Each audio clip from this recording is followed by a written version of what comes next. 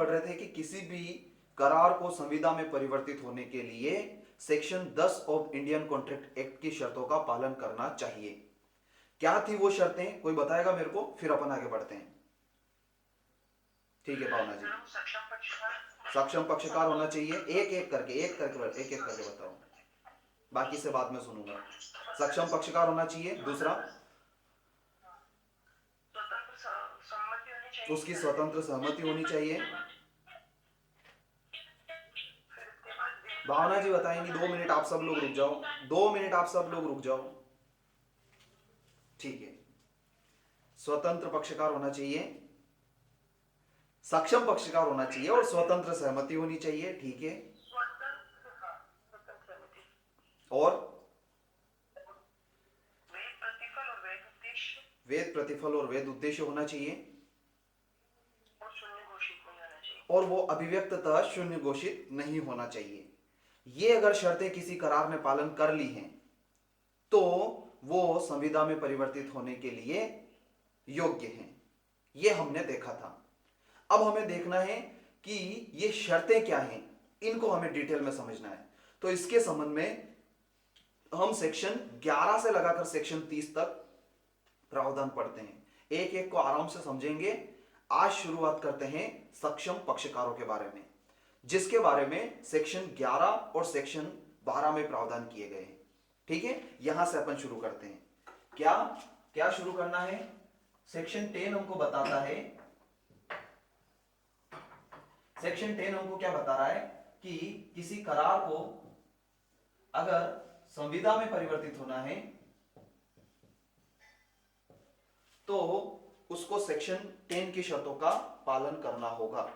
अब सेक्शन 10 की शर्तें क्या?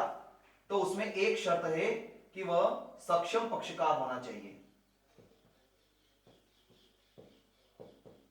सक्षम पक्षकार होना चाहिए, यानी किसी व्यक्ति को अगर कॉन्ट्रैक्ट करना है, करार तो कोई भी कर सकता है, अगर वो असक्षम भी है तो भी वो करार कर लेगा, लेकिन वो लॉफुल नहीं होगा, विधिपूर्ण नहीं होगा।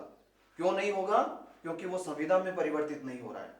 क्यों नहीं हो रहा है? क्योंकि संविदा में परिवर्तित होने के लिए बहुत आवश्यक शर्त है कि जो करार है वो सक्षम पक्षकार द्वारा किया जाना चाहिए। ये बात समझ में आई? बहुत बढ़िया। तो सक्षम पक्षकार कौन है ये हमको बताता है section 11 of Indian contract act और section 12 of Indian contract act. Section 11 और सेक्शन 12 इंडियन कॉन्ट्रैक्ट एक्ट।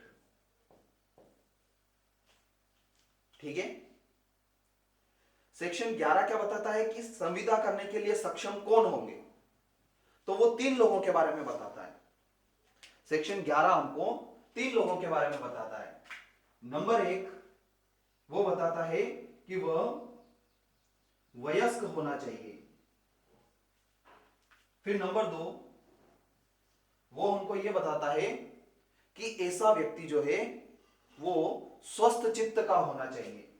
अब इनको अपन डिटेल में समझेंगे। स्वस्थ चित्त,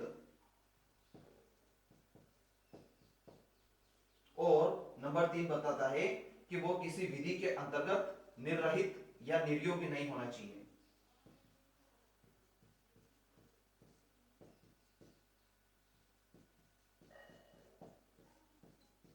निर्रहित नहीं होना चाहिए। और सेक्शन 12 हमको क्या बताता है कि संविदा के निर्माण के लिए स्वस्थ चित्तता क्या है और विकृत चित्तता क्या है, इनको हमें समझना है।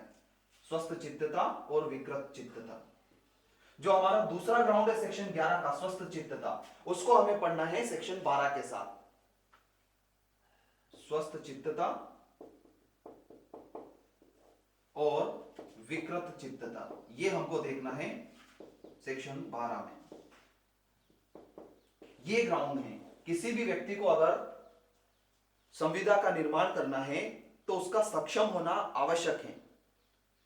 तो सक्षम होना आवश्यक है, तो सक्षमता क्या है ये अगर हमको समझना है तो ये दोनों सेक्शन, सेक्शन 11 और section 12 of Indian contract act हमको इसका जवाब देते हैं। क्या जवाब दे रहे हैं कि सेक्शन 11 तो ये बोल रहा है कि वो व्यक्ति वयस्क होना चाहिए। तो अगला क्वेश्चन ये उठता है कि वयस्कता का मतलब क्या। तो वयस्कता का मतलब जो है वो एक एक्ट से निकालेंगे। क्या है एक्ट? एक्ट का नाम है Indian majority act 1875। Indian majority act 1875, उसके अकॉर्डिंग हमको पता चलेगा कि वयस्कता क्या है। फिर इसी पॉइंट पर एक क्वेश्चन और आता है, क्या अवयस्क व्यक्ति भी होता है क्या?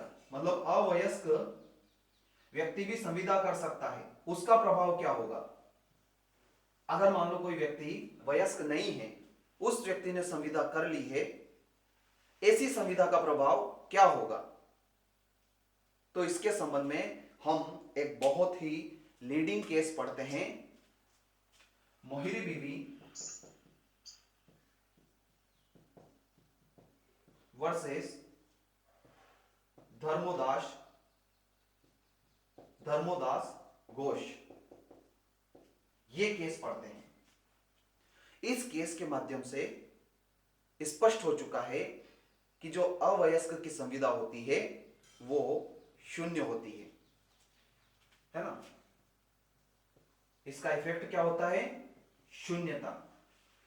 अगर अवयस्क द्वारा कोई संविदा की जा रही है तो ऐसी संविदा जो है वो शून्य होगी। क्या हुआ, एक व्यक्ति था वृहद्रथ नाम का, उस व्यक्ति का एक एजेंट था केदारनाथ। उस एजेंट से इस धर्मोदास घोष ने कुछ पैसे प्राप्त किए, कॉन्ट्रैक्ट किया होगा उसके संबंध में, अपनी कुछ इमूवेबल प्रॉपर्टी उसको दी, देने का कॉन्ट्रैक्ट किया, दी तो नहीं, देने का कॉन्ट्रैक्ट किया और कुछ पैसे प्राप्त किए। उसके बाद फिर बाद में